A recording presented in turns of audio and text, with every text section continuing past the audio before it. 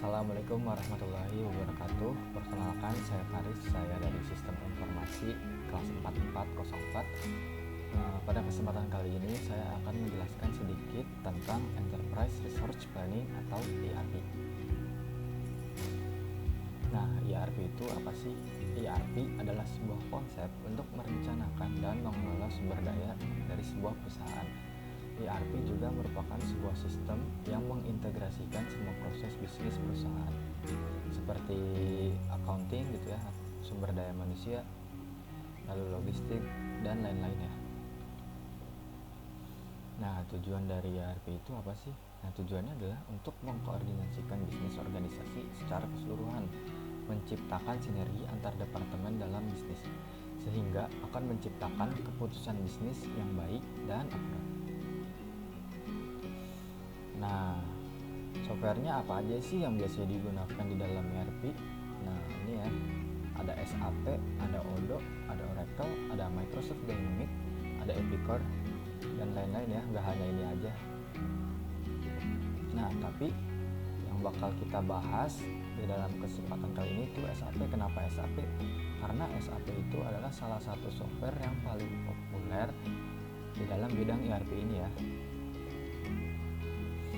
Nah, ada apa aja sih di SAP gitu ya? Ada modul-modulnya nih.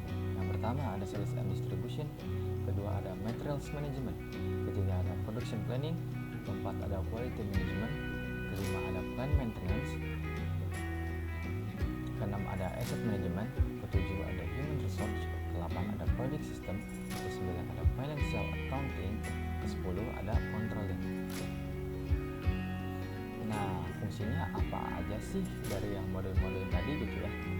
Nah, yang pertama Sales and Distribution. Fungsinya itu untuk mencatat sales order serta jadwal pengiriman. Model ini juga berisi tentang informasi pelanggan seperti harga, alamat, dan pengiriman, detail penagihan, dan sebagainya.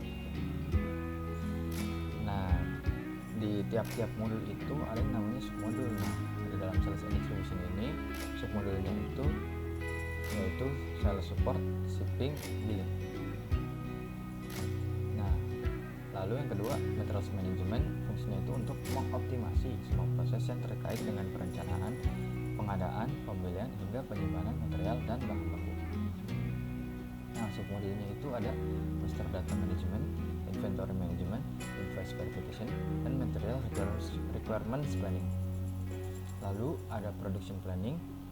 Nah, ini fungsinya untuk memelihara informasi mengenai produksi seperti jadwal produksi, rencana produksi, dan skala aktivitas terkait produksi.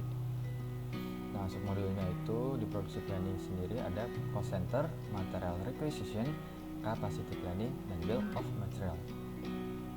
Lalu ada quality management module. Ini fungsinya untuk membantu dan mendata dalam proses quality ya, seperti inspeksi produk, mengontrol quality, peralatan, dan material. Nah, submodulnya ada quality planning, quality inspection, quality control, dan test equipment management. Lalu ada plant maintenance module. Ini fungsinya untuk mengelola proses pemeliharaan dan merencanakan pengecekan serta pencegahan untuk menghindari kerusakan yang menimbulkan kerugian. Nah, submodulnya itu ada asset viewer, maintenance project, dan preventive maintenance.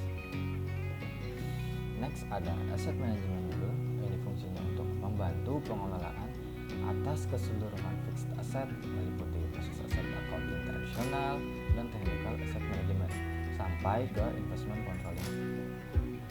Nah, submodulnya ini ada pre-purchasing activity, vendor evaluation, dan inventory management. Lalu ada human resource module. Nah, ini fungsinya untuk mengintegrasikan proses-proses HR mulai dari perekrutan, administrasi pegawai, manajemen waktu, hingga proses pembayaran gaji pegawai. Submodulnya ada payroll accounting, payroll procedure, dan recruit employees. Lalu project system module. Nah, ini fungsinya untuk mengintegrasikan keseluruhan rencana proyek, lalu penelitian dan pengembangan atau R&D, konstruksi dan proyek dari yang kecil sampai ke yang besar. Submodulnya ada handling project, simulation, dan information. Lalu ada financial accounting. Ini fungsinya untuk mencatat transaksi dalam perusahaan, menyediakan informasi keuangan yang sangat penting bagi pengambil keputusan ya, seperti manajer. Submodulnya ada asset accounting, account payable, accounts receivable, bank accounting, dan travel management. Nah, lalu yang ke-10 ada controlling module. Ini fungsinya untuk melayani tujuan manajemen internal. Nah, menetapkan biaya produksi ke pihak produk dan ke pusat biaya sehingga si profit dari aktivitas perusahaan itu dapat dianalisis. Nah, nanti dari itu bisa mendukung dalam membuat keputusan seperti anggaran dan perencanaan pembiayaan gitu untuk kedepannya gitu ya. Nah, submodulnya ada production cost control, cost and income element accounting, dan activity based accounting. Nah, dari modul-modul yang tadi sudah disebutkan gitu ya, nah mereka itu modulnya saling berintegrasi. Maksudnya gimana saling berintegrasi? Jadi jika kita melakukan perubahan di dalam satu modul, maka modul lain gitu ya yang berkaitan dengan modul yang tadi kita ubah itu akan ikut terubah juga. Nah, itulah yang dinamakan saling berintegrasi. Nah, syaratnya apa sih untuk menggunakan ERP ini atau sistem terintegrasi ini? Jadi kita itu harus menggunakan satu sumber data yang sama gitu ya di dalam perusahaan, mau itu untuk customer atau untuk supplier atau vendor gitu ya, ataupun dari dalam departemen yang di dalam perusahaan kita itu. Nah, sehingga setiap user yang memiliki akses kepada sistem tersebut dapat melihat secara real time modul yang diubah oleh user lain gitu ya. Nah, contohnya gimana sih penerapannya? Nah, misal di sini kita ya membeli bahan mentah gitu, raw material. Nah, nanti akan dicatat oleh akun payable kita berapa sih yang kita beli. Nah, harganya berapa totalnya, jadi ntar akan masuk. Lalu setelah kita terima akan masuk kepada inventory management.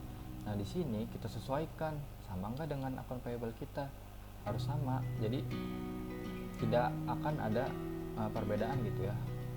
Jadi di sini misal kita beli 50, maka di sini 50 dan harganya juga akan sama.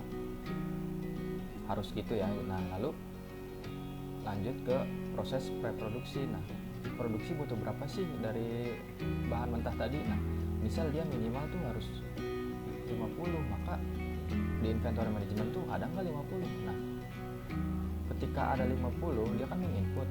Nah, dari pihak produksi akan melihat datanya dan ternyata ada, lalu mereka bisa melanjutkan proses produksi gitu ya. Nah, setelah produksinya selesai dan sudah menjadi barang jadi, nah, harus dilakukan inspeksi produk, quality control, harus sesuai dengan aturan-aturan gitu ya. Nah, jika tidak maka harus di repair atau dibuang gitu. Setelah sudah diverifikasi maka lanjut dilakukan pengiriman. Nah, setelah customer mendapatkan produk, maka si customer memberi uang kepada perusahaan gitu ya. Nah, lalu akan masuk kepada account receivable kita gitu ya. Nah, jadi di dalam penerapan ini, di dalam cycle ini itu setiap ininya saling berintegrasi gitu, saling membutuhkan data dari satu modul ke modul yang lain gitu ya. Nah, mungkin segitu aja yang bisa saya sampaikan. Mohon maaf bila banyak kurangnya gitu. Terima kasih sudah menonton. Wassalamualaikum warahmatullahi wabarakatuh.